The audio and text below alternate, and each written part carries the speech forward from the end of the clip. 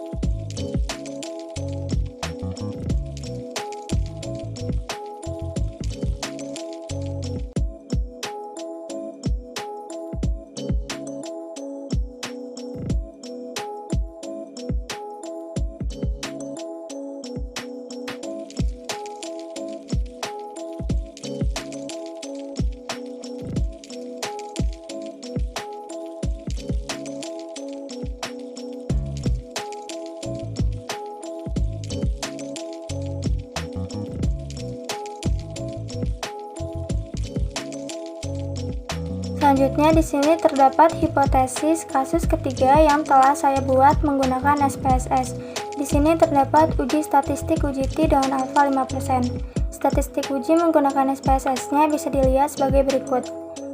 Di sini terdapat p-value kurang dari alfa, yaitu 0,000, yang dimana dalam kriteria uji H0 ditolak jika p-value kurang dari alfa. Kesimpulannya, berdasarkan hasil SPSS tersebut, p-value 0,000 kurang dari sama dengan alfa, yaitu 0,005, maka kesimpulannya H0 ditolak. Pembahasan selanjutnya, statistika inferensial mengenai uji ANOVA. Bisa dilihat pendahuluannya sebagai berikut. Selanjutnya di sini terdapat kasus. Seorang guru matematika di salah satu SMA negeri di Bogor ingin menguji apakah terdapat perbedaan nilai ujian matematika antara kelas A, kelas B, dan kelas C. Guru tersebut mengambil sampel secara acak sebanyak 15 orang dari masing-masing kelas. Berikut ini merupakan data nilai ujian matematika untuk kelas A, B, dan C. Ujilah dengan alfa 5% apakah terdapat perbedaan nilai rata-rata ujian matematika dari ketiga kelas berikut. Langsung saja saya uji menggunakan SPSS.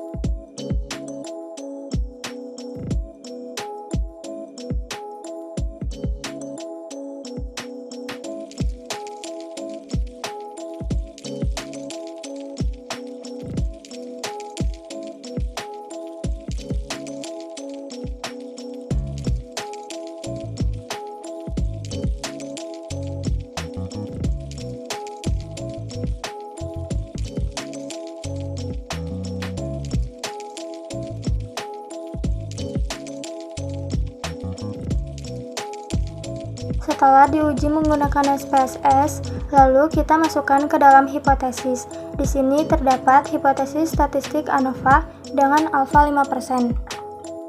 Dengan statistik uji menggunakan SPSS sebagai berikut. Di sini terdapat p-value 0,639 lebih besar daripada alfa 0,05, yang artinya H0 diterima. Kesimpulannya, berdasarkan hasil SPSS tersebut, p-value 0,000 kurang dari sama dengan 0,05, maka H0 ditolak. Maka dapat disimpulkan bahwa rata-rata nilai ujian matematika kelas A, kelas B, dan kelas C berbeda.